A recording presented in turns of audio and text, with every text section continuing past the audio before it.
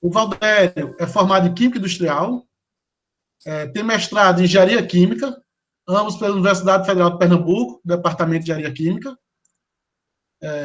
Ele ingressou na Petrobras em 2009. É uma pessoa bastante gabaritada, qualidade excelente, tá? Muito competente. Ele está hoje desenvolvendo doutorado na Escócia, que ele poderá falar mais à frente sobre o seu tema, que eu acho que a palestra também faz parte um pouco do tema do doutorado dele. Mais sobre as qualificações profissionais do Valdério, eu deixo que ele se apresente novamente, melhor do que ele, não tem. E agradeço a todos a presença, aproveite a palestra e o conhecimento que o Valdério tem, podem fazer perguntas, tá? Ao final da palestra vai se abrir o chat para fazer perguntas, ou então levante as mãos e abra o microfone que a gente faz a pergunta a ele. Valdério, mais uma vez, fica à vontade, tá? Obrigado por aceitar o nosso convite. E a palavra é sua. Tá bom, Jean, muito obrigado. Obrigado pela introdução, né? Pelas palavras generosas. Deixa eu ver aqui se eu consigo logo compartilhar aqui a tela. Uma janela. Cadê? Aqui. Vou colocar logo aqui para a gente... Vocês estão conseguindo ver aí? Sim. Pronto, tranquilo. Bom, então, como o Jean já mencionou, né, desculpa, eu sou um ex-aluno aí do Departamento de Engenharia Química, com muita alegria, com muito prazer, né, então eu fiz Química Industrial,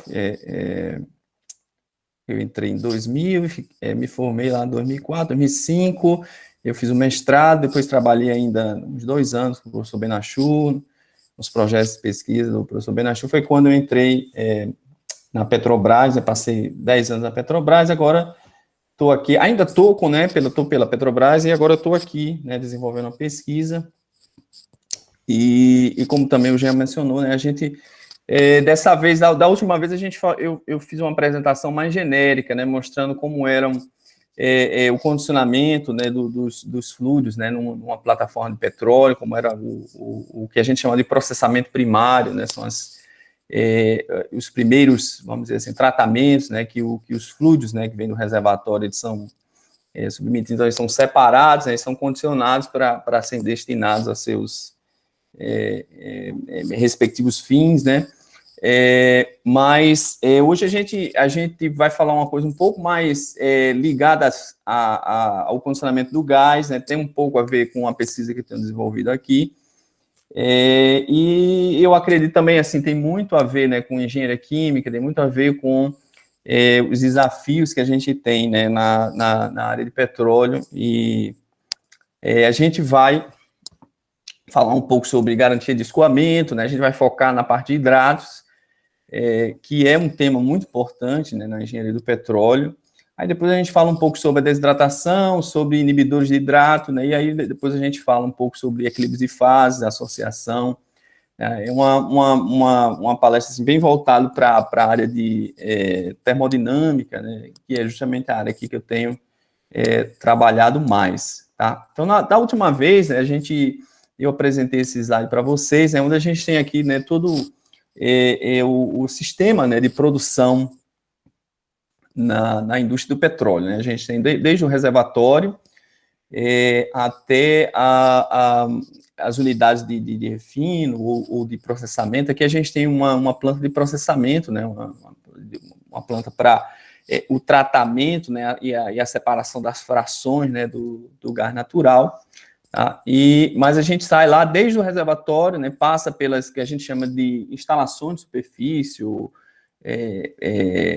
surface facilities, né, que é onde justamente a gente tem, né, o processamento primário, e o objetivo desse processamento é garantir, né, condições mínimas para o transporte ou descarte dos fluidos produzidos, né. Então, como a gente falou, né, da última vez, né, durante a produção do petróleo, a gente não tem somente a produção, né, do óleo em si, né, a gente tem, vai estar sempre presente o gás, né, que muitas vezes no reservatório está em condições, por causa das altas pressões, ele está, né, como líquido, está dissolvido na fase líquida, e aí depende da pressão, né, de bolha dos fluidos e depende da pressão estática do reservatório, aquela pressão inicial. Mas lá também a gente tem água, né? Então, aqui a gente tem nesse detalhe, a gente vê, né, os grãos que formam a rocha reservatório. A gente vê o óleo, a gente vê a água, né? Então, esses fluidos, né, eles vão escoar pelo meio poroso até atingir o poço, né? Até o fundo do poço. A partir do poço produtor, ele vai sendo escoado até as instalações de superfície, né? Então, esse escoamento é um escoamento multifásico, né? Porque você tem líquidos e tem gás também, né? Muitas vezes você pode até ter materiais sólidos em suspensão, né? Por causa da produção de areia e outras coisas mais.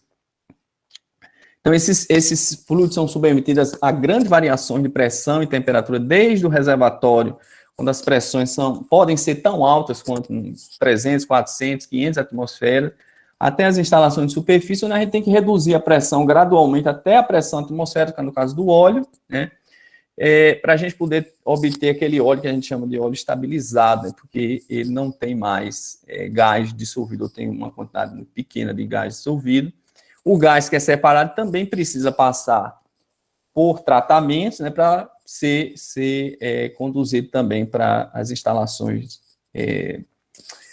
em terra, onde ele vai ser processado, né, para a gente produzir, então, né, o gás natural, o GLP, né, os líquidos de gás natural, essas frações todas, né. Então, aqui nas instalações de superfície, né, a gente tem, né, lá na plataforma, a gente tem uma série de operações, né, cujo objetivo, então, né, é promover a separação desses fluidos. Eu tenho óleo, tenho água, tenho gás natural, e fazer o tratamento, né, desses fluidos para que a gente possa, né, prover os meios para que esses sejam armazenados ou transportados, né.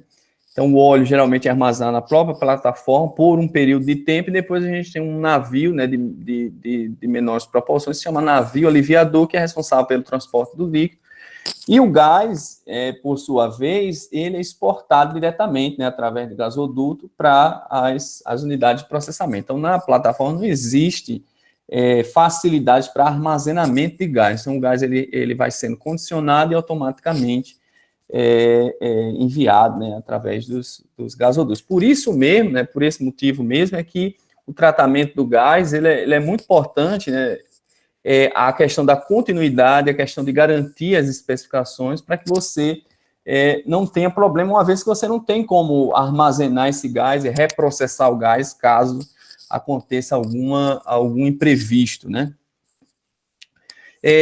Então, assim, para a nossa palestra de hoje, são 3 fatos que são bastante importantes, esses 4, né, fatos aí que a gente listou, são bastante importantes para a gente manter, né, em mente, né? O primeiro é que, assim, a produção de água vai ocorrer, né, de maneira concomitante à produção do petróleo, tá? Então, à medida que você começa a produzir o óleo, produzir o gás, a água também vai sendo produzida, essa água que a gente chama de água da formação, né?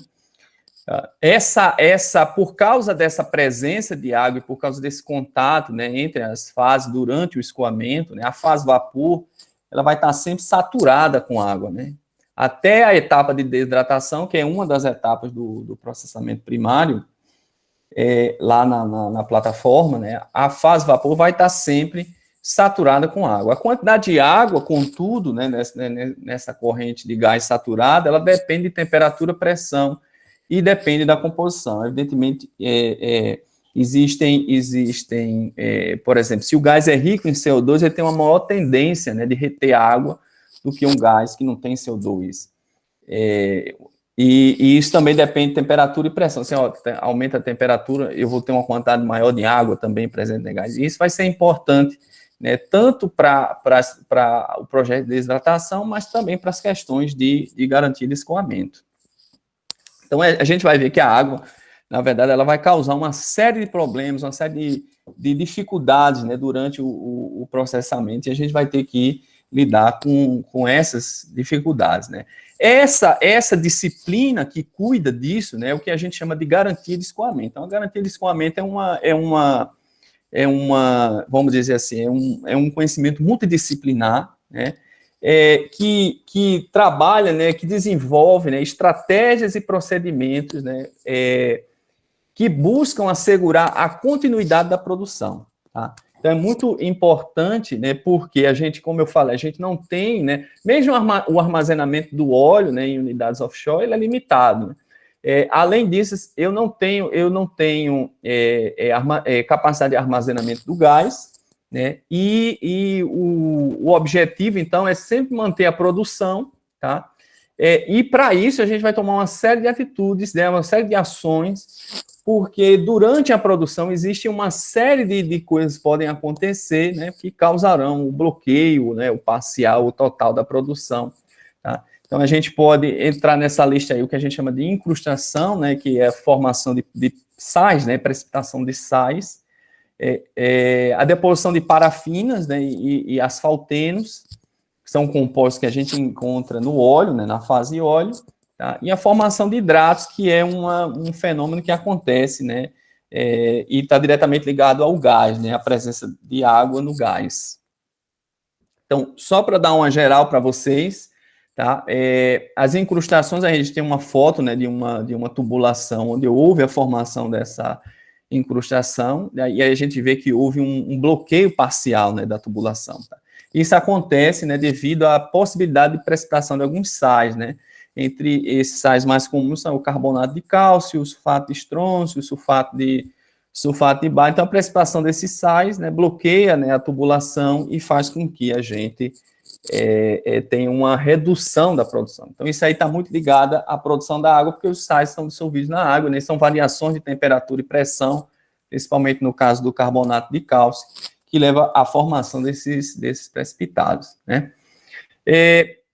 A parafina, né, a formação de parafina, que são compostos alcanos de alto peso molecular, que estão presentes também na fase óleo, né, então dissolvidos na fase óleo, são compostos, fazem parte do petróleo, né? Existem petróleos que têm uma quantidade maior de parafinas, então eles são mais susceptíveis à deposição dessas parafinas. E aí a ideia também é a mesma, né? Eles vão se depositar, vão bloquear a tubulação e vão causar, né, um estrangulamento, né, uma perda parcial ou total da produção, tá? Então, são situações também que requerem, né, intervenção, né, nos poços ou na tubulação, para poder a gente, né, uma série de operações para poder liberar o fluxo novamente, tá?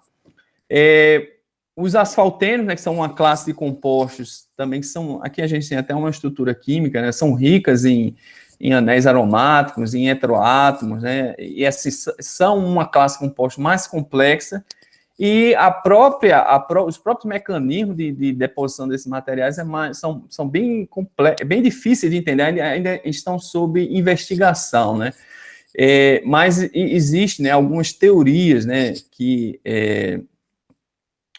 tentam explicar, né, e tentam prever, né, a possibilidade de deposição desses asfaltenos. Da mesma forma, né, existem óleos que são mais sujeitos à deposição de asfaltenos do que outros, tá?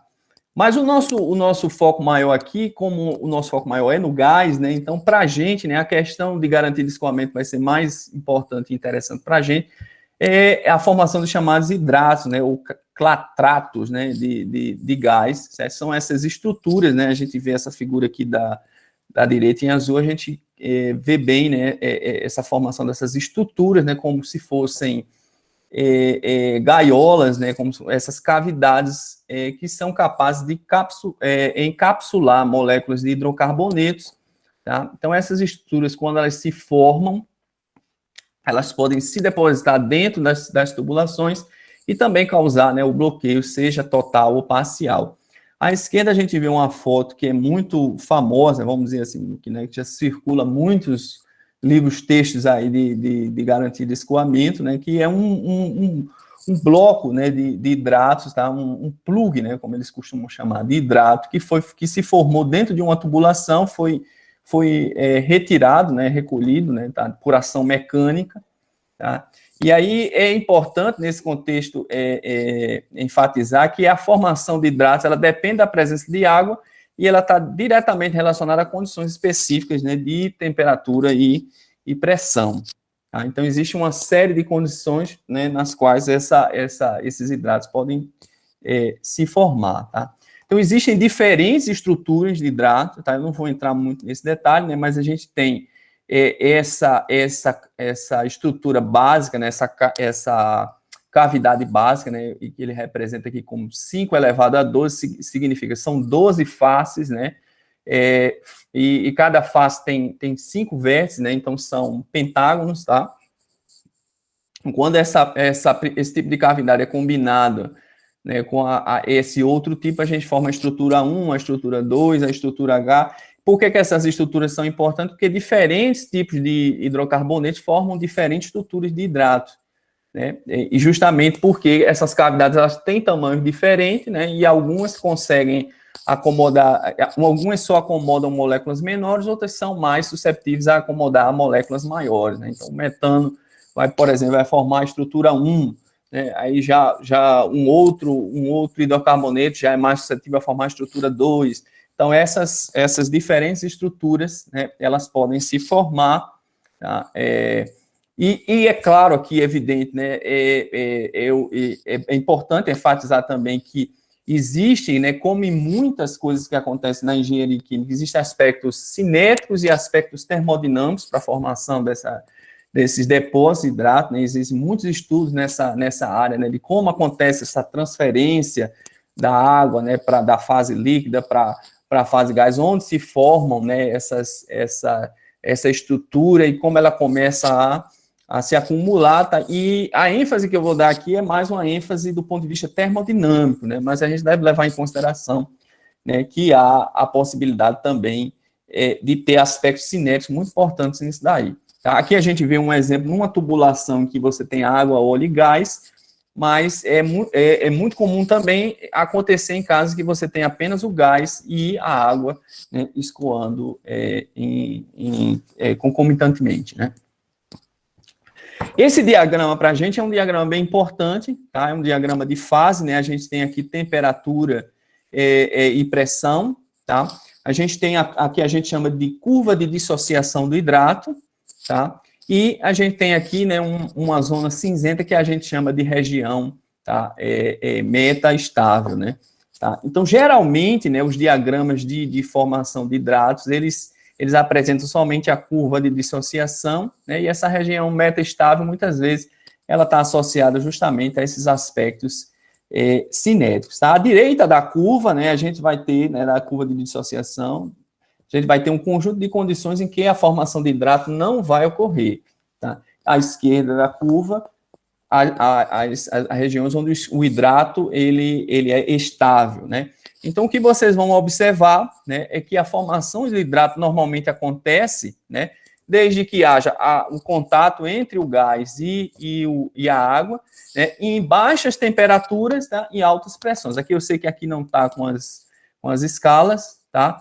Mas depois eu vou mostrar outros gráficos onde a gente vê isso com maior clareza, tá? Mas as baixas temperaturas e as altas pressões, elas são as grandes responsáveis pela formação de hidrato. Acontece que quando a gente chega nisso, a gente alcança um dilema, né? Porque, na verdade, assim, a gente precisa das altas pressões para poder garantir o transporte do gás e, ao mesmo tempo, a gente tem as baixas temperaturas no fundo do mar, né? Essa é uma condição que nos é imposta, tá? Então, sob essas condições de alta pressão e baixa temperatura, a formação do hidrato é quase que certa, né? Então, a gente precisa tomar ações para isso, né? Uma das ações, normalmente, é a remoção, né? A remoção da água, tá? A gente vai ver um pouco mais adiante. Então, a primeira coisa, né? A primeira pergunta é assim, como é que a gente vai prever a formação de hidrato, né? Então, essa formação de hidrato, ela vai seguir né, aquelas condições básicas de equilíbrio de fase, ou seja, a igualdade e fugacidade entre as fases, né? Então, geralmente, para a fase vapor ou a fase líquida, a gente tem, né, uma equação de estado para descrever, né, o comportamento. Agora, para a fase hidrato, né, a gente tem um modelo, né, que foi desenvolvido por Van der Waals e Plateau, que é um modelo de 59, né? Depois foi simplificado e estendido por Parrish e Prausent, tá? Então, nesse modelo, a gente vai admitir, né, que cada cavidade do hidrato pode hospedar apenas uma molécula, que o hóspede, né, que essa molécula não distorce a cavidade, não existe, né, interações entre a molécula e as moléculas de água que formam a cavidade, e também eles admitem, né, a existência de uma simetria esférica. Então, a partir dessas hipóteses e usando ferramentas da termodinâmica estatística, né, a gente vai chegar numa expressão para a formação, para a estrutura, né, a variação do potencial químico pela formação da estrutura do hidrato. A formação do hidrato, né, é considerada como ela é associada, né, como se fosse um processo de adsorção, né, e aí a gente entra, né, numa série de equações. Não vou entrar nesse detalhe aqui, mas só para mostrar para vocês que a gente vai ter o quê? Uma variação do potencial químico, né, da água em função da formação do hidrato. Então, se essa variação, né, indicar uma redução da energia de Gibbs do sistema, significa, então, que a formação é estável, né? Então, você tem a formação do hidrato. Então, a gente vai trabalhar, né, por exemplo, para uma composição específica, né, eu posso querer determinar para uma determinada temperatura qual é a pressão, para uma determinada pressão qual é a temperatura em que você teria a formação daquele hidrato, você pode construir aquela curva, né? E posso também, né, a partir da variação da composição, determinar novas condições de formação de hidrato, tá? Então, aqui a gente tem um exemplo bem simples, que é para o metano, né, um sistema tendo água e metano, tá? Aqui a gente tem as curvas, onde a gente tem as 3 fases em equilíbrio, né? Então, aqui eu tenho gelo, a fase vapor e a fase hidrato. Aqui a gente tem a fase líquido, a fase vapor e a fase hidrato, né? E esse Q1 aqui é justamente o nosso ponto onde tem as 4 fases em equilíbrio, né? O hidrato, a fase líquida, a fase gelo, né? E a fase vapor, tá? Então, essas curvas são baseadas justamente nesse modelo de hidrato, e aí vocês vão vendo, né, que a gente tem, né, números, né?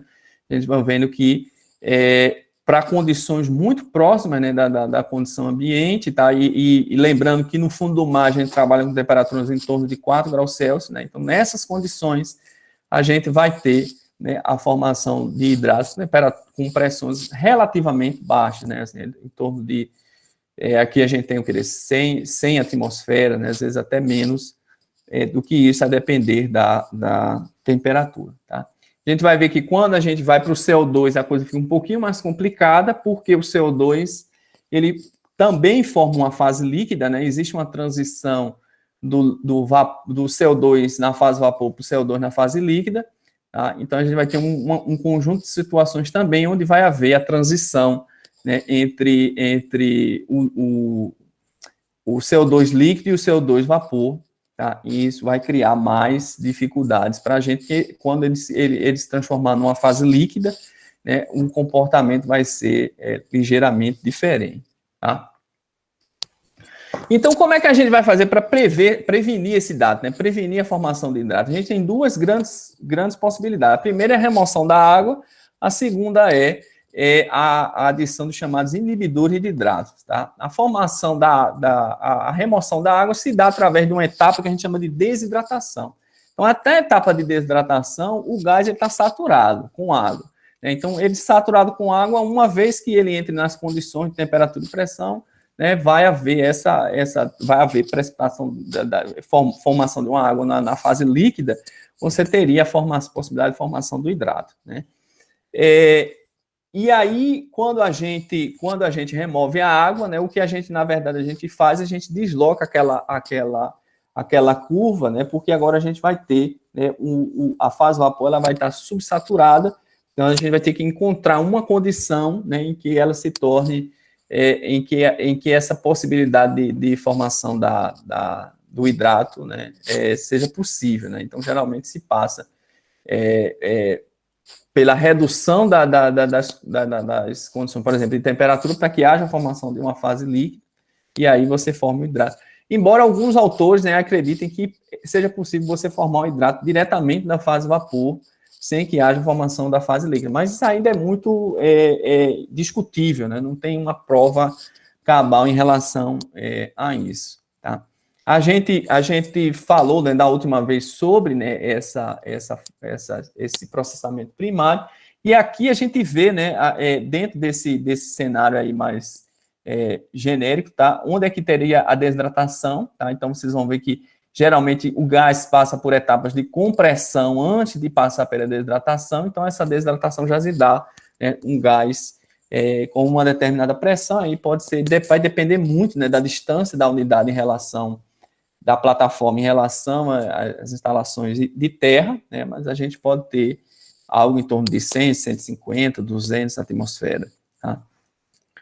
E aí, nesse caso aqui, a desidratação se daria, né, a pressões próximas a isso daí, tá? Lembrando que isso daqui é um caso, vamos dizer assim, típico para um determinado tipo de petróleo, tá?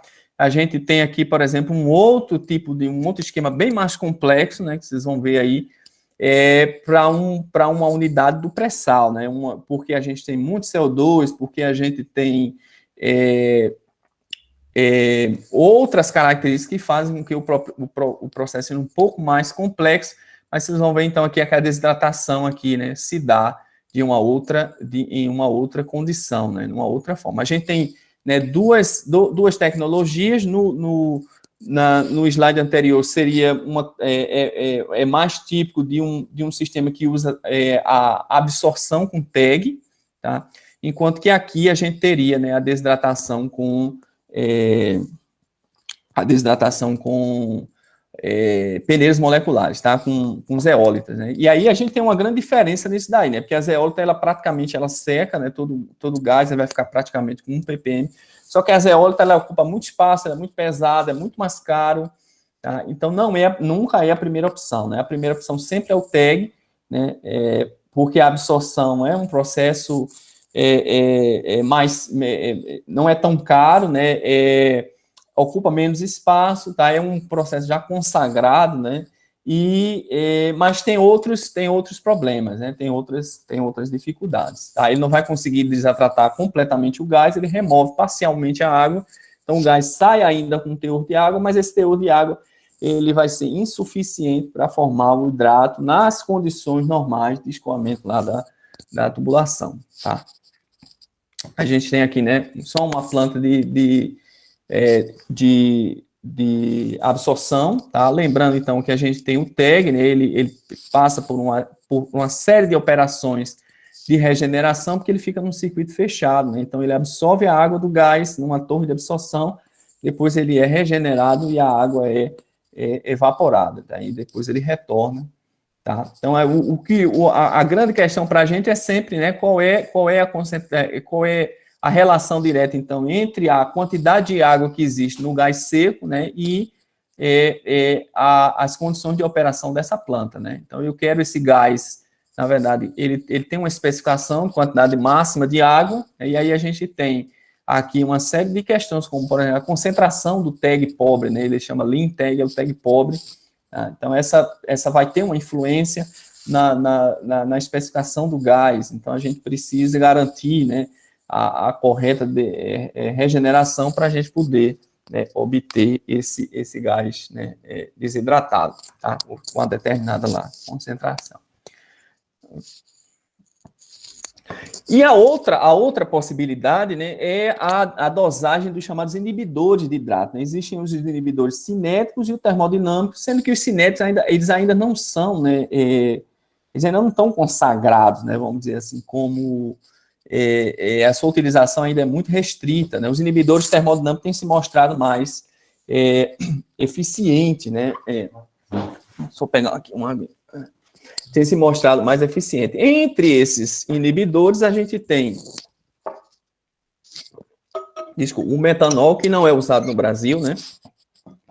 Por causa das questões de saúde ocupacional, o etanol e o monoetileno glicol, que às vezes é chamado de MEG, né? MEG ou apenas etileno glicol, né? O etileno glicol. Aqui nesse diagrama, né? A gente, nesse diagrama de fase aqui, a gente tem uma representação de como funciona, né, essa inibição pelos agentes termodinâmicos. Você vê que a gente tem várias curvas pontilhadas, tá? Então, essa primeira curva mais à direita é justamente a curva de formação, né, dissociação do hidrato, quando não há nenhum inibidor termodinâmico, não há nenhuma presença, no caso aqui do metanol, né? E aí vocês veem que a curva vai sendo deslocada à medida que você aumenta, né, a concentração do metanol no sistema, né? Desculpem. Ok? Então, assim, o que vai acontecer é que vocês estão vendo essa curva mais escura, que é justamente que mostra, né, as diferentes condições de temperatura, certo? Em que você vai ter, né, a linha de produção, tá? Então, onde a gente está saindo aqui, né, nessas 7 milhas aqui, na verdade, a gente está vindo lá do reservatório, tá? Numa temperatura alta, né, relativamente alta, tá? 80 graus Fahrenheit, e, né, uma pressão aí, né, em torno de, vamos ver, 1.800, né, PSI, tá? E à medida que você segue, né, nas diferentes condições, né, da linha de produção, você vai adentrar, né, a região de formação de hidrato. Tá? Então, imaginem que você está saindo lá do reservatório, você tem o gás, você tem a água, né, você está numa pressão maior. À medida que esses fluidos escoam, essa pressão vai caindo, a temperatura também vai caindo, porque você vai trocando, né, a transferência de calor com o fundo do mar, certo? Com a água no fundo do mar, com temperatura no fundo do mar, então você vai entrando, né, na região de formação do hidrato. Isso é o que a gente chama, né, de perfil termohidráulico, eles chamam de perfil termohidráulico, que é justamente, né, as condições de temperatura e pressão ao longo do escoamento. Tá? E aí você vê que para a gente poder evitar a formação de hidrato nessas condições, a gente vai ter que adicionar, né, o inibidor de hidrato, pelo menos aí, talvez 25%, né, de MEG nessas condições, para evitar, né, que o hidrato se forme, tá? Então, essa é a ideia do inibidor termodinâmico, ele muda, né, a curva de formação dele, ele desloca essa curva de formação de hidrato para a esquerda, porque ele altera, né, o equilíbrio termodinâmico e faz com que a gente consiga operar, né, dentro de condições de temperatura e pressão, onde, teoricamente, né, na ausência do inibidor, a gente teria a formação do hidrato, tá? Claro que, assim, essa é a seleção de qual é o inibidor que a gente vai usar, depende de uma série de fatores, tá? No Brasil se usa muito o etanol, tá? Mas o etanol, tá? Ele tem o problema, evidentemente, né, que a gente pode ver aqui, certo? A gente tem a concentração de etanol e a concentração do MEG, né, na fase vapor, em função da pressão, a 25 graus Celsius, tá? Em outras temperaturas a tendência é similar, né? A gente vê que existe uma concentração muito maior de etanol na fase vapor, porque o etanol é mais volátil, né? Então, existem perdas, né? Você vai ter muitas perdas para a fase vapor, então, o gás ele vai levar consigo muito etanol, e esse etanol ele vai causar problema lá na UPGN, né? Lá na unidade de processamento do gás natural. Então, esse é uma questão que precisa ser levada em consideração, né, na hora da seleção. É uma das, né? Claro que, por exemplo, o etanol ele tem uma menor viscosidade quando comparado com o MEG. Então, e aí depende se você está num sistema em que isso é uma questão importante. Tá? Existem sistemas em que o MEG é regenerado, tá? Então ele é injetado, por exemplo, na cabeça do poço, depois quando chega na superfície ele vai ser separado do gás. Então, nesses sistemas, o MEG é mais interessante porque o etanol é muito volátil, você perderia muito etanol, teria que fazer muitas reposições. Então, claro que a seleção vai depender da sua estratégia em relação ao combate do hidrato, né? Um outro ponto que também vai ser importante, como eu falei para vocês, é que a quantidade de água presente no gás, né, ela é uma função da composição, né? A gente vai ter vamos dizer assim, alguns comportamentos menos comuns, né? Principalmente quando a gente trabalha, por exemplo, com fluidos que são ricos em CO2, tá? Então, nessa curva aqui, a gente vê, né, em função da pressão, a quantidade de água no gás saturado, tá? A gente tem 3 curvas, uma curva para o metano puro, né, que representaria aí um gás natural que não tem CO2, tá? A gente tem uma curva para o CO2 rico e a gente tem uma mistura, né, que é rica em CO2, certo? E aí vocês podem observar, né, que assim, o que a gente está comumente, né, acostumado, vamos dizer assim, é que a medida, assim, para uma temperatura fixa, à medida que a gente aumenta a pressão, essa quantidade de água presente no gás, ela diminui, né? O que acontece com os hidrocarbonetos é o que a gente está vendo aqui, né? Então, à medida que a gente aumenta a pressão, essa quantidade diminui.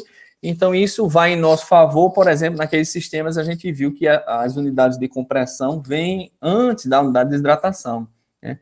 Então, durante o processo de compressão, você já está aumentando a pressão, você diminui a quantidade de água que o gás consegue reter, né?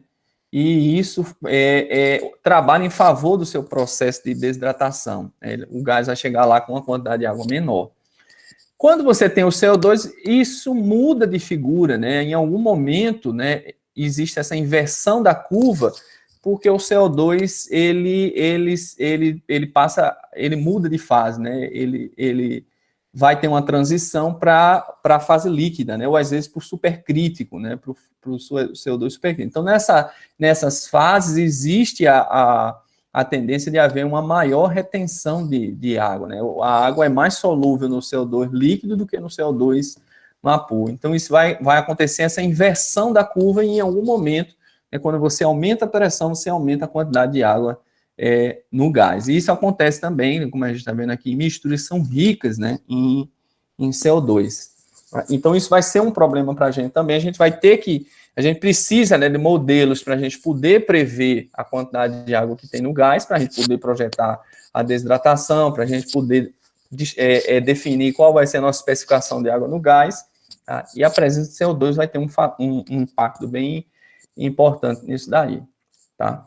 Então, dentro desse contexto todo, né, a gente tem o etanol, né, que é um álcool, a gente tem o MEG e o TEG, né, a gente já viu as moléculas são também, né, eles são glicógenos, né, o etanol o MEG, desculpa, o MEG é o monoetileno glicol, né, o etileno glicol, vocês viram, tem dois radicais hidroxílios nas pontas, né, e tem um oxigênio que vai aparecer no meio, no TEG, porque aí a gente tem uma cadeia, né, de 3 desses etileno glicógenos, né, e a água. Todos esses caras, eles têm em comum são a capacidade ou a possibilidade de formar as ligações de hidrogênio, formar associações, né, e essas associações, elas são, né, hoje, assim, um dos grandes desafios, né, para a modelagem desses sistemas, para a previsão desse equilíbrio de fase, para a previsão dessas curvas de formação de hidrato. Tá? Então, essas associações, né, elas passaram a ocupar boa parte dos estudos, né, relacionados à termodinâmica, a equações de estado e a modelagem desses sistemas. Então, de uns anos, né, aí de uns anos para cá, eu acho, na década de 90, né, apareceu essa teoria, né, a teoria da associação de estatística da associação dos fluidos, né, que é a teoria Saften, que é cujo objetivo era fazer, então, né, um link entre a termodinâmica estatística e, né, a modelagem desses sistemas, né, e essa modelagem, né, ela se dá através da definição de um fluido de referência, né, que eles chamam desse termo aqui de referência, né, e a partir disso daí você vai adicionando, né, outros termos que vão levar em consideração outros fenômenos, né, como a formação de cadeias, a formação de ligações polares, os fenômenos de associação, E essa teoria surgiu, né, algum tempo como uma ferramenta possível, né, na tentativa de lidar, então, com esses fenômenos de associação que eles não podem ser descritos pelas as equações tradicionais, como SRK, Solver-Hadley-Congo, Penny-Hobson, pelo menos na maioria das condições, né? Em algumas situações, em baixas pressões, temperaturas elevadas, mas nas condições de aplicação dentro da indústria do petróleo, essas equações são insatisfatórias, né? Então, essa ideia, né, da SAFT, ela tem várias abordagens diferentes. Você tem uma abordagem chamada homonuclear, né, em que você tem uma única, né, você representa toda a molécula como sendo um único segmento, né, como está representando essa figura à esquerda, tá? Ou você pode representar, né, as moléculas como, então, a junção de segmentos menores, né? Então, existem diferentes abordagens, né, que vão definir isso de diferentes formas. Então, essa é uma equação que ela passa a ser customizável, né? Vamos dizer assim. Então, se vocês tiverem a chance de ver mais sobre isso, vocês vão ver que existem várias versões, né? Então SAFT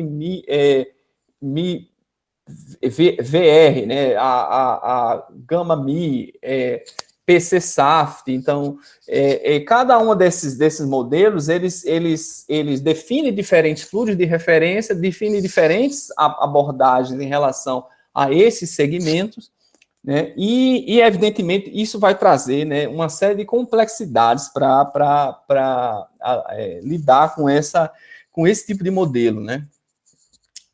A complexidade se torna maior ainda quando você trata dos fenômenos de associação em si, né?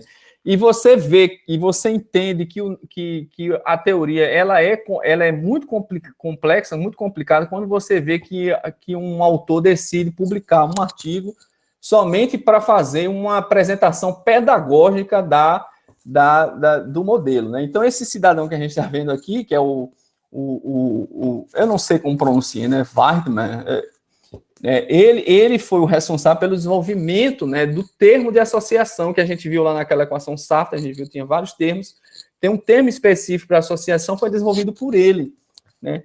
Mas é uma série de 4 artigos e que até aqueles que dizem, né, que eu não entendo, mas aqueles que se dizem entender muito de estatística, termodinâmica e estatística, eles dizem que os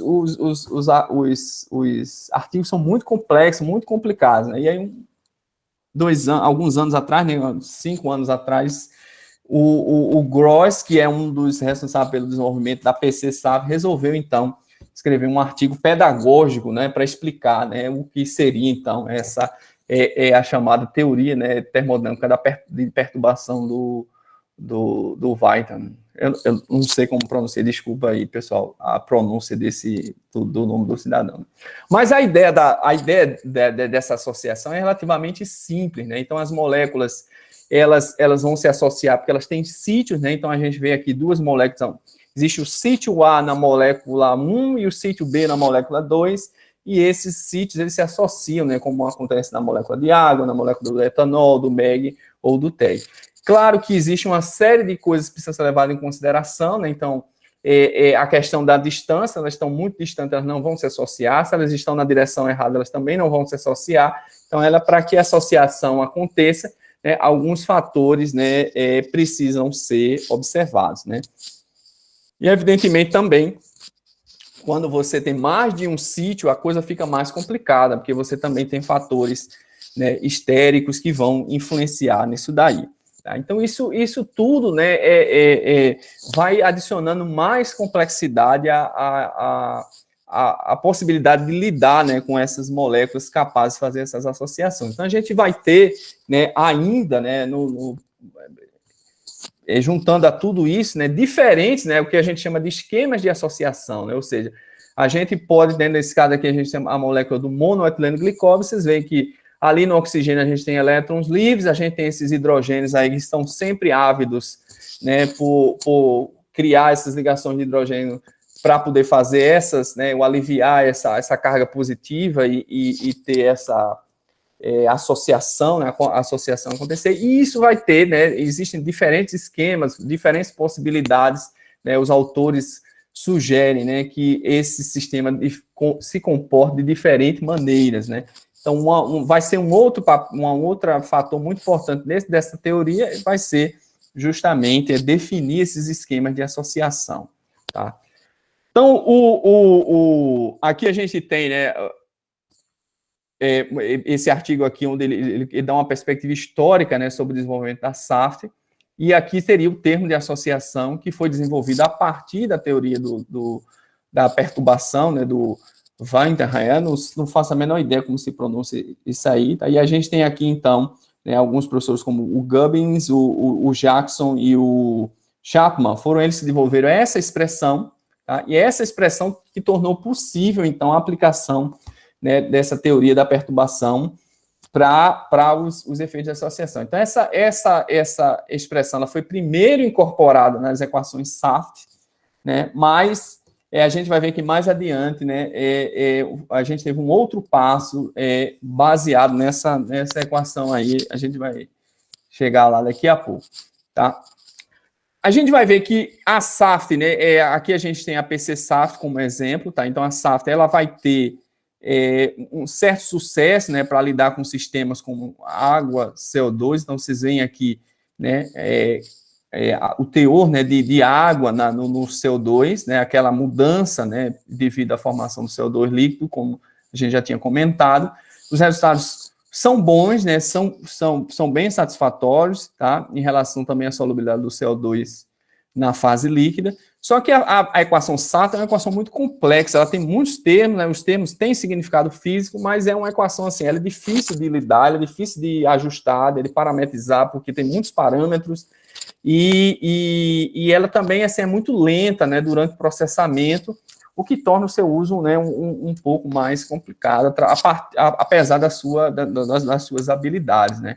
Então, dentro desse contexto, né, a gente vê, um tempo depois surgiu, que hoje a gente chama de Cubic Plus Association, CPA, né, ou equação cúbica mais associação, que nada mais é do que a equação cúbica tradicional, né, mais um termo de associação. Esse termo de associação vem a partir daquela expressão que o Chapman e os seus colaboradores desenvolveram, né, para a energia de Gibbs de associação, tá? E esse termo adicional, né, é o que tem sido hoje utilizado, então, né, para modelagem desses sistemas de uma forma mais, vamos dizer assim, industrial, né, onde você encontra um compromisso entre a usabilidade da equação, né, porque a gente tem uma equação cúbica com apenas um termo adicional, tá, e a possibilidade da gente desenvolver melhores modelagens para esses sistemas que envolvem, né, essas moléculas que são capazes de realizar a associação. Tá? Então, aí, como eu falei para vocês, a ideia é a mesma, né? A gente tem aqui, desculpa, vou só voltar aqui, esse X aí aqui seria a fração, né, de não ligantes, ou seja, agora a gente tem, né, uma molécula de água que se associa com uma outra molécula de água, ela se comporta como se fosse um dímero, né? E aí uma outra molécula, e aí elas passam a formar um trímero, né? A gente tem também o que a gente chama de cross-associação, né? Uma molécula de água se associando com uma molécula do etanol, tá? Ou, por exemplo, uma molécula como um fenômeno que se chama solvatação, uma molécula como CO2, que não é capaz de se associar sozinha, porque não tem a capacidade de formar ligações de hidrogênio, mas ela tem a capacidade de interagir com a molécula de água, formando, né, um fenômeno de solvatação. Tá?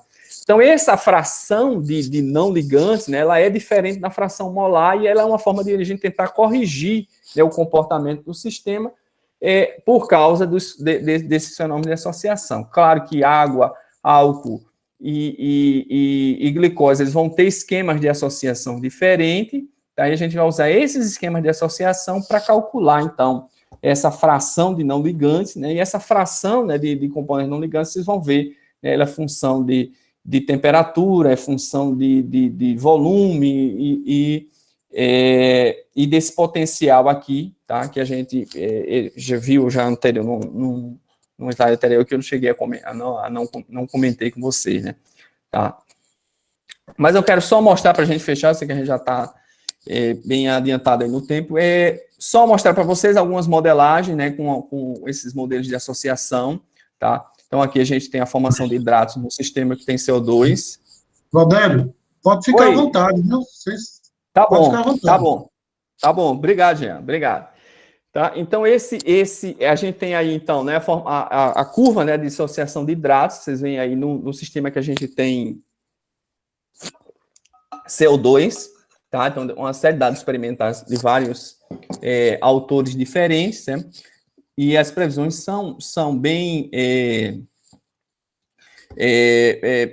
são bons, né, os resultados de previsão da formação da cidade nas diferentes regiões, inclusive na região onde a gente tem líquido e líquido, né, líquido, água, uma fase de aquosa, né, uma fase de CO2 líquido, tá?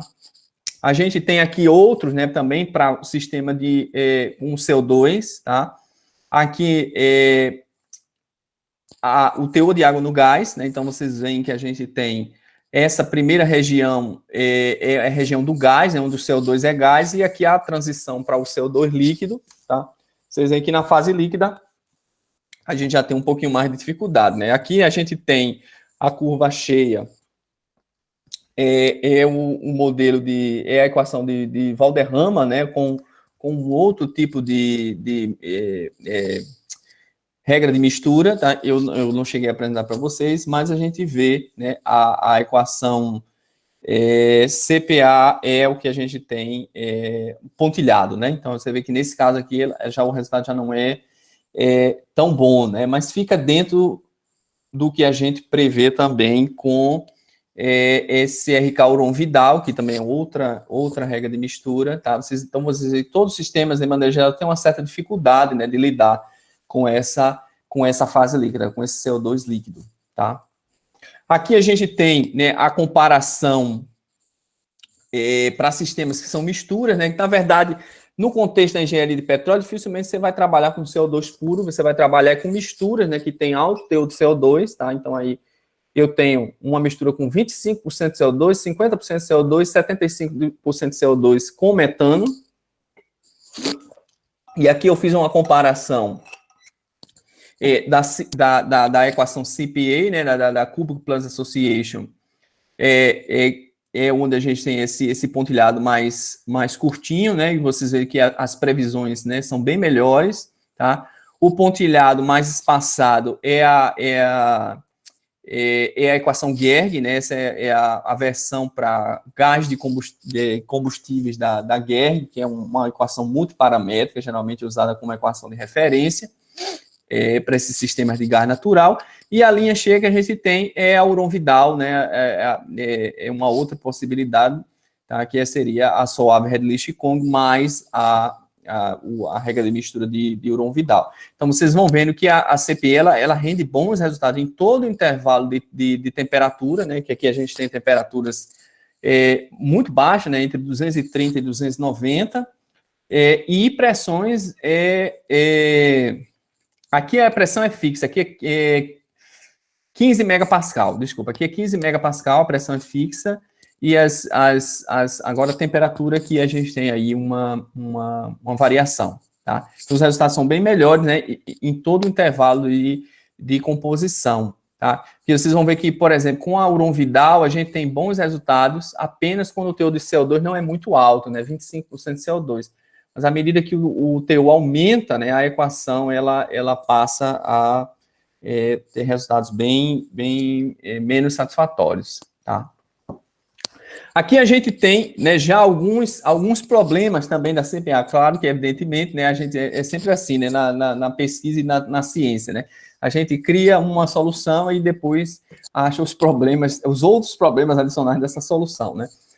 Nesse caso aqui, a gente tem a solubilidade de metano em etanol, tá? Em misturas de etanol-água, né? E aí a gente vê que essas linhas pontilhadas, elas usam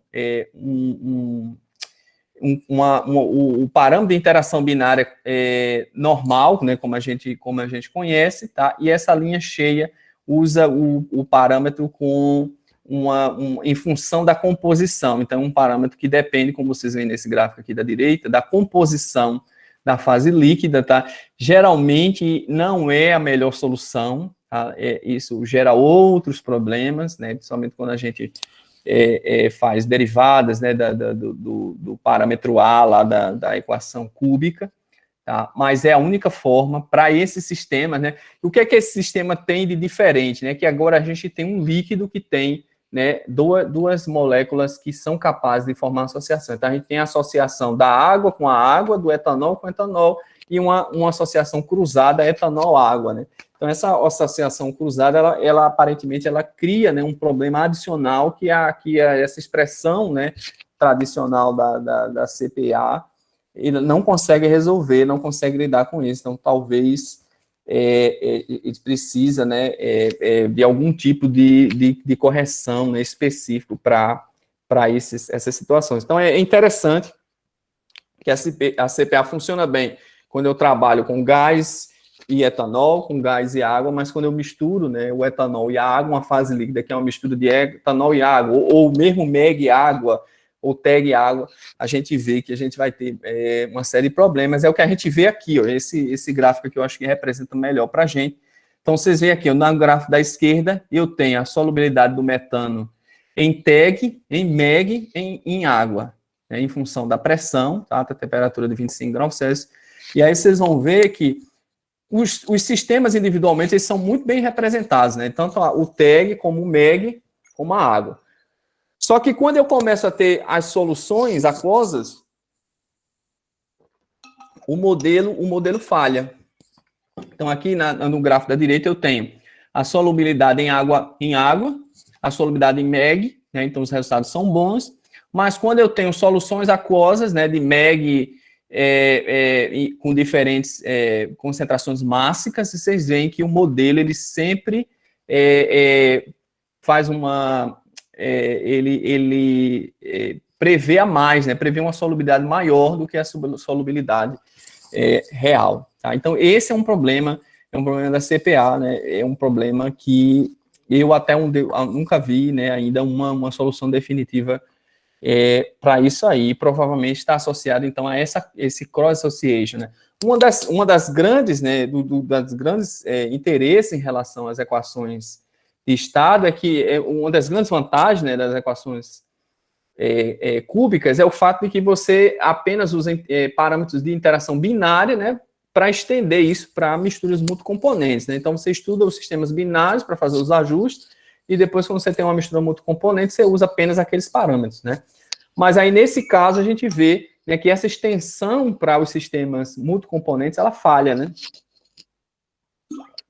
Isso pode ser atribuído a essa associação cruzada, ou pode ser atribuído a uma outra, né, uma outra regra, porque a gente vai ter parâmetros, né, para MEG, para a água, para o metano, que depois vão, né, dar origem aos parâmetros da mistura. Então, pode ser que uma dessas regras de mistura ela cause isso também, né? É um problema em aberto. Tá? Embora, né, como eu falei, então, essa equação cúbica, ela tem seus, vamos dizer, ela tem seus méritos, né, porque ela traz novas recursos, né, para lidar com esses sistemas mais complexos, né, esse sistema onde a gente tem, onde é importante, né, esses fenômenos de associação.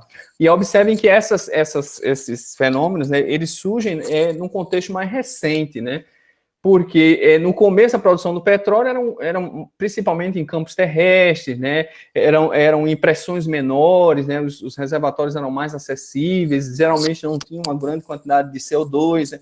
Hoje a gente está se movimentando para reservatórios em regiões mais remotas, né?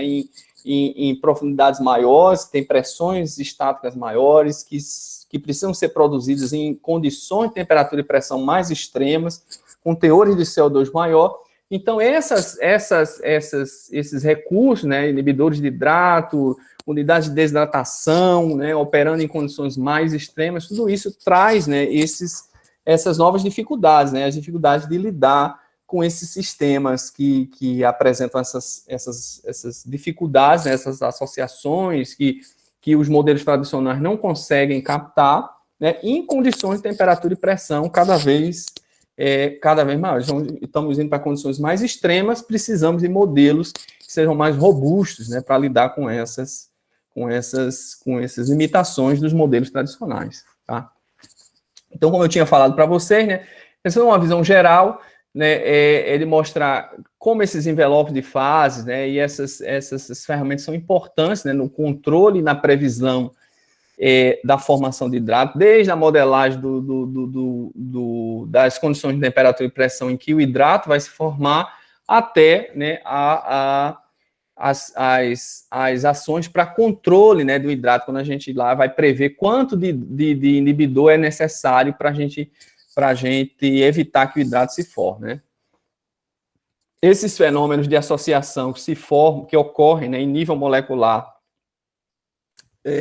entre água, principalmente associados a ligações de hidrogênio, né? Então a gente tem água, tem o MEG, tem o etanol, mas tem o CO2 também no fenômeno de solvatação. Então todos esses compostos, né, esse fenômeno ele cada vez mais, né, ele se mostra muito importante, né, dentro do contexto da indústria do petróleo, né, e a modelagem termodinâmica desses sistemas se faz necessário para a gente poder, né, prover, né, as ferramentas necessárias, né, para a operação dessas unidades, né, desses sistemas.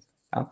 Então, a gente viu hoje, né, eu apresentei para vocês aí alguns modelos, né, baseados na teoria SAFT, né, que alcançam aí alguns importantes avanços dentro dessa modelagem de fenômenos de associação dessas moléculas, embora haja também ainda muitas, né, importantes limitações que precisam, né, que requerem, né, mais desenvolvimento e aperfeiçoamento, né, dentro desse contexto aí.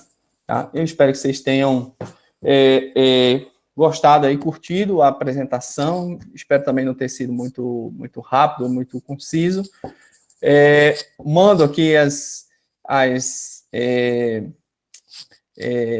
saudações, né, de Edimburgo, tá aí uma foto da capital da Escócia, né, onde eu estou aí terminando meu doutoramento, tá? E agora a gente fica aberto aí, né, para perguntas, tá? Lembrando que depois eu vou disponibilizar essa apresentação, todas referências, também alguém depois quiser entrar em contato, tirar alguma dúvida, fazer alguma pergunta, estamos aí.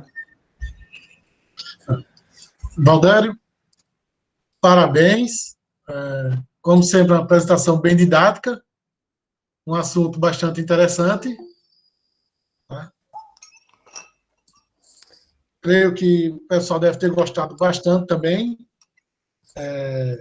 Antes de eu abrir a palavra para os outros convidados, caso queiram fazer alguma pergunta, eu tenho umas perguntas aqui, 2 perguntas e outra dúvida, né?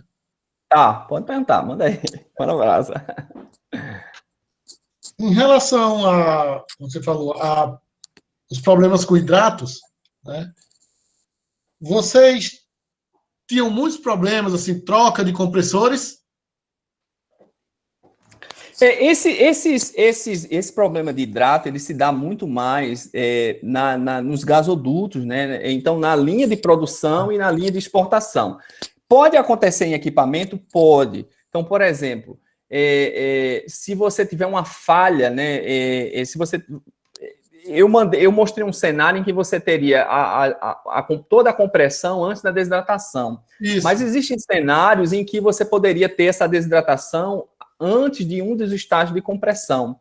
Então, se você tiver, por exemplo, uma falha na desidratação seguida pela etapa de compressão, você poderia ter, né, uma possibilidade disso acontecer. Agora, lembrando que quando geralmente, assim, quando acontece a compressão, né, o gás ele se aquece, né? Então, isso naturalmente ele vai naturalmente se proteger da formação de hidrato por causa desse aquecimento. Entretanto, depois da desidratação, depois do aquecimento, né, depois da compressão, muitas vezes ele passa por etapas de resfriamento.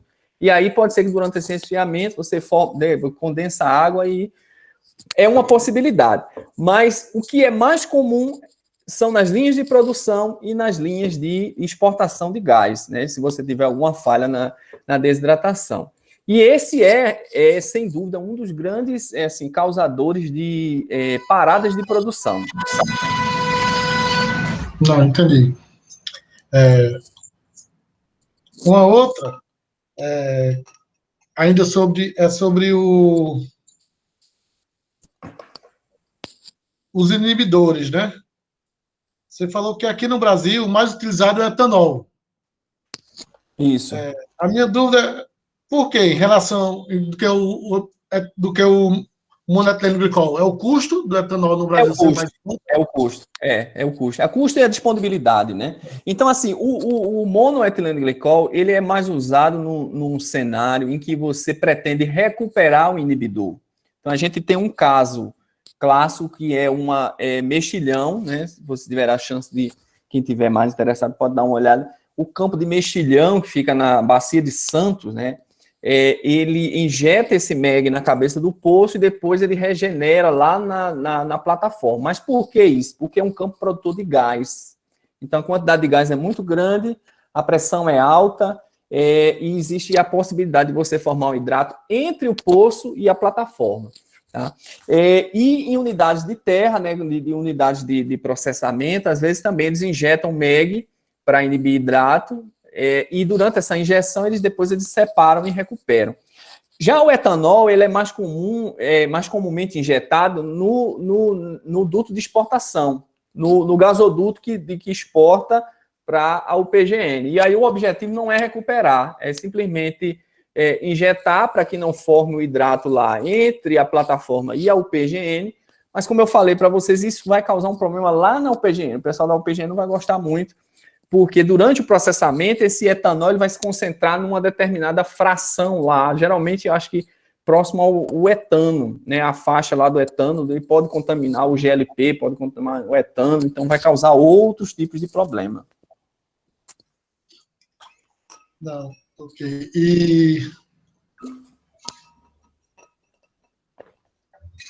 tem a minha outra dúvida, seria uma pergunta, uma dúvida, porque como eu não trabalho muito com essa parte de modelagem, faz muito tempo, né? E essas equações tem tantas equações, né? E acho que foi no período que eu precisei dar uma saidinha aqui, eu não cheguei a ouvir. Essa equação cúbica com associação foi uma melhoria de vocês ou já tem na literatura ela? Não, desculpa, não, tem na literatura. Isso foi desenvolvido pelo um pessoal lá da Dinamarca, né? Da DTU, Denmark Technical University. Então, o professor Conto Georges e um grupo de pesquisadores lá, né, eles tiveram essa ideia, então, de juntar, né, a equação cúbica com esse modelo de associação que vinha já lá daquela teoria SAFT, né?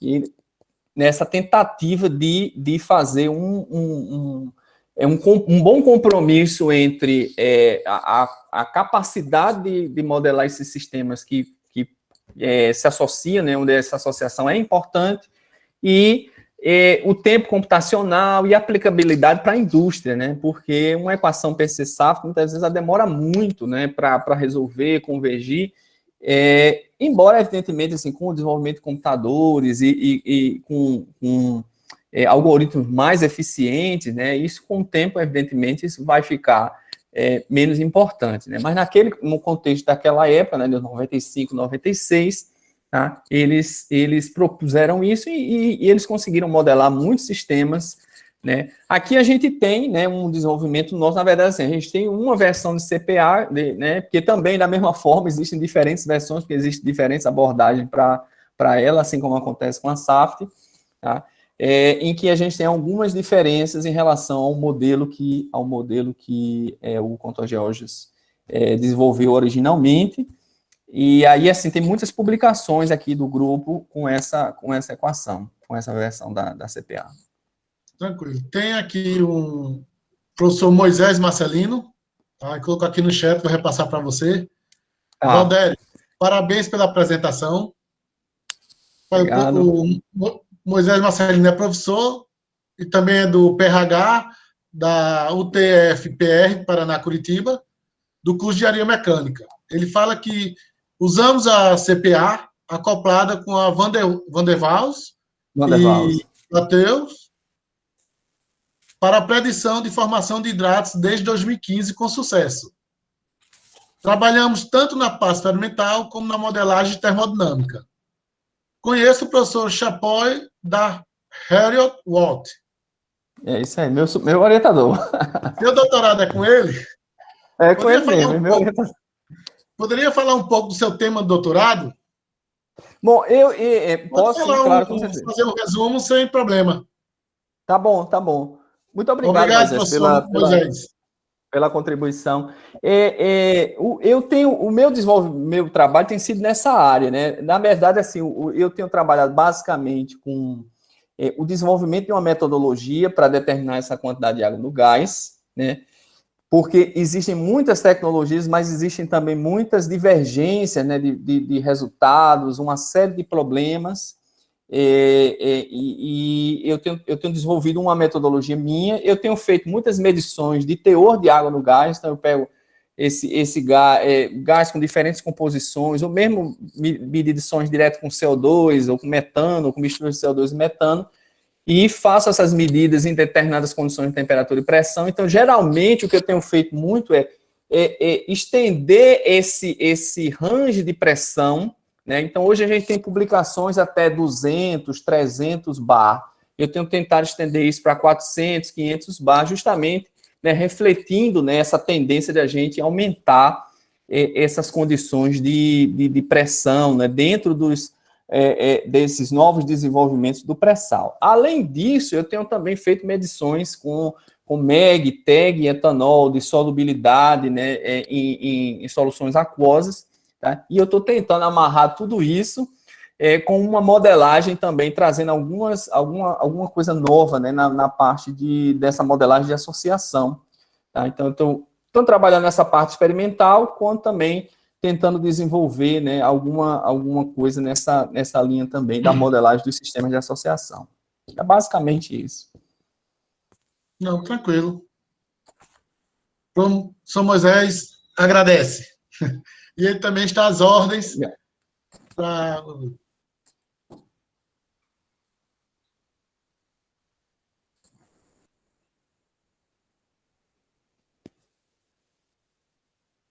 São Moisés fala aqui que a Petrobras, mais especificamente o pessoal de perfuração, tem usado com êxito a modelagem termodinâmica que eles trabalham, né? Ah, que legal. Muito bom. Que legal. Que bom. O nosso aplicativo da Petrobras chama-se, você pode ver no chat aí, no MHYD, e ele está no Post Web. Também. Ah, legal. Muito bom, muito bom. Não, e qualquer coisa também é gravado, aí você também pode ver os seus comentários aqui, os comentários das pessoas. Tá? Claro, claro. Pessoal, mais alguma pergunta para o Valdério? Alguém quer fazer alguma pergunta sobre o trabalho dele, ou sobre a Petrobras? Alguma curiosidade? Temos ainda tempo.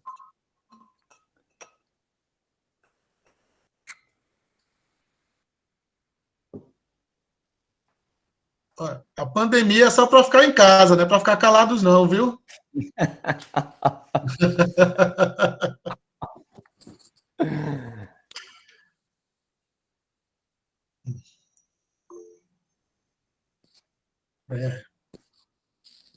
Tá todo mundo ainda tímido, deixa eu ver aqui.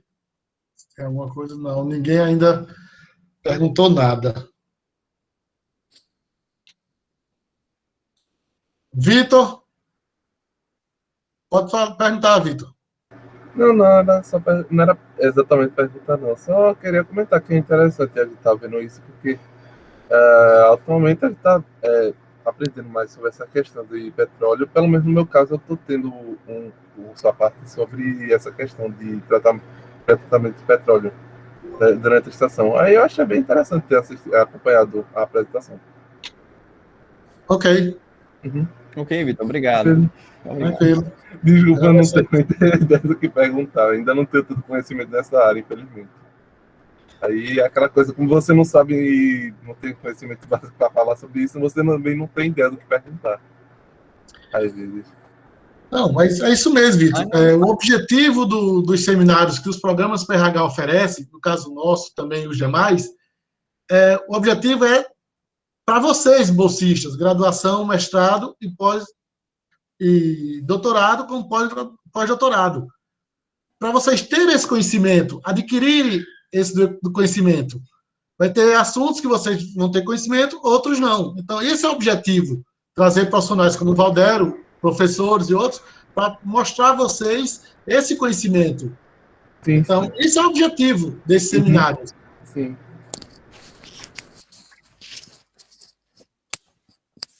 Mais algumas? Bem, Valdério, o pessoal está meio tímido, mas o PRH 30.1, na pessoa da professora Selma, que é a coordenadora, minha, da Vilma, que está aqui presente, e de todos os convidados, que agradecemos a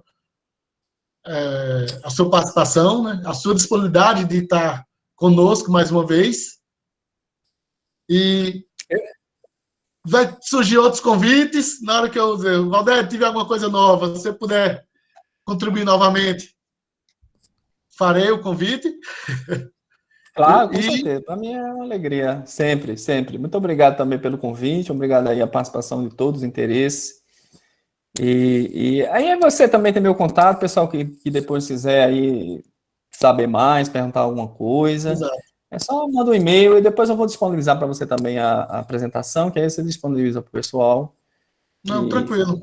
Aqueles que se interessarem, né, podem entrar em contato, sim, com certeza. Tranquilo. Agradecemos a participação de todos. Dou por encerrado o nosso 10º web seminário do PRH 30.1. Tenham todos um bom final de semana.